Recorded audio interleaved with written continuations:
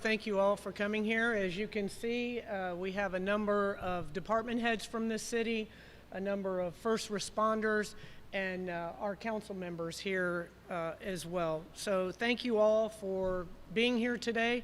I am going to introduce the City Council Chair to give some remarks, and then I will talk about this momentous occasion for the City of Tampa. Louis Vieira, Chairman of City Council. Thank you, Mayor. Appreciate it. Thank you so much. Hi, everybody. Real pleasure to be here today. I first wanted to thank our wonderful new Mayor, Jane Castor, for this outstanding victory. Mayor, thank you so much for your leadership. Thank you so much for having an administration that reaches out to us. And thank you so much for your vision.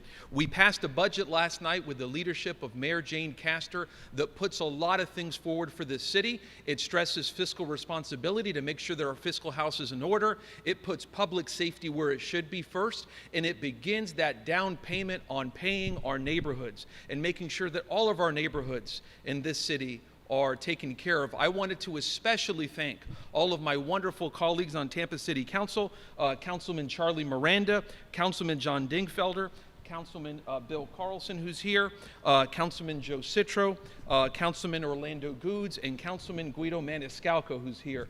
Thank you very much to all of my colleagues for your hard work. We were able to work together for the betterment of this city and also to look at some of the areas of Tampa that have been left behind for too long. Areas like East Tampa with the leadership of our friend and colleague, Councilman Orlando Goods. So thank you so much. Thank you, Mayor Castor, again, for your leadership, as we appreciate it. Thank you, ma'am.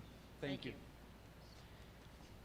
All right. The past few weeks have been an exciting and pivotal moments for the City of Tampa, from passing our P.I.P.E.S plan, the largest infrastructure program in our history that will rebuild our water and wastewater system, to launching advisory teams on the big issues facing our city, while also with the passage and adoption of the budget, ensuring our employees are paid a minimum wage of $15 an hour.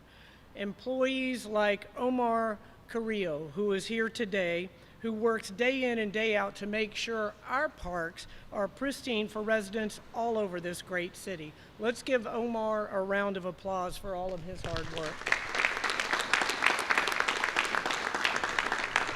And it is employees like Omar, the 4,500 team members that we have here in the city that keep this city moving 24 hours a day, 7 days a week. I happened to be out when we were distributing sandbags, and I went out to one of the locations, and Omar came up to me, introduced himself, and thanked me for the $15 an hour, and told me that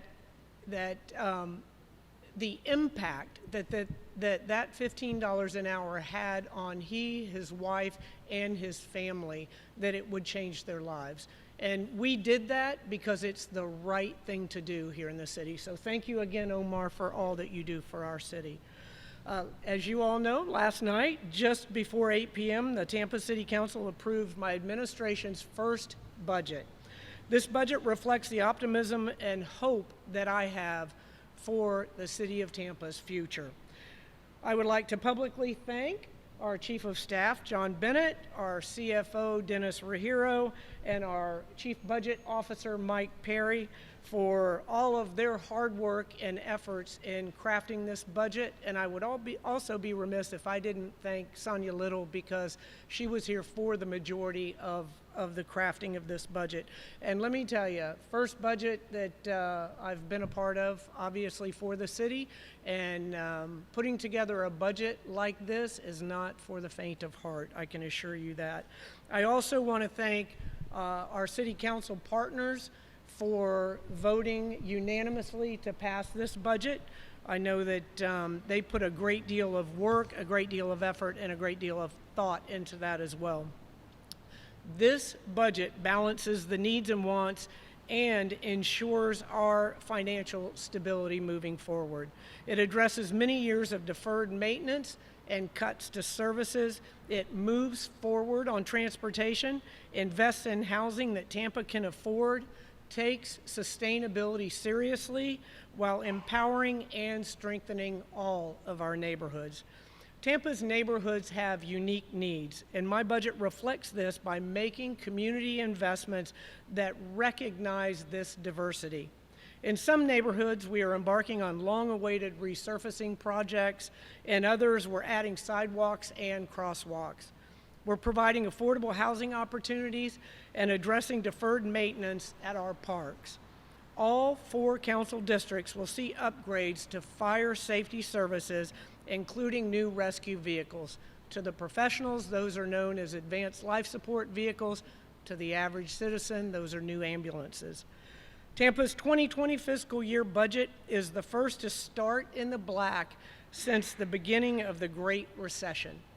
And thanks to the foresight of prior city leaders, we ended 2019 with both a surplus and a great credit rating. While some would like to spend this surplus on pet projects, I am fully committed to rebuilding our reserves. This will ensure that we're able to provide adequate city services during future economic downturns, and will also save taxpayers millions in interest payments by protecting the city's credit rating. This is incredibly important. Allocating public dollars to meet our needs and priorities is one of the most important responsibilities for our elected officials. It's one that I take very seriously and view this as a matter of trust for our community. The budget process contains many tough choices as projects and programs are prioritized based on our community's needs. Our fiscal 2020 budget is a significant step forward in transforming Tampa's tomorrow into a city that we want it to be, one in which all of our neighborhoods are able to participate in our bright future.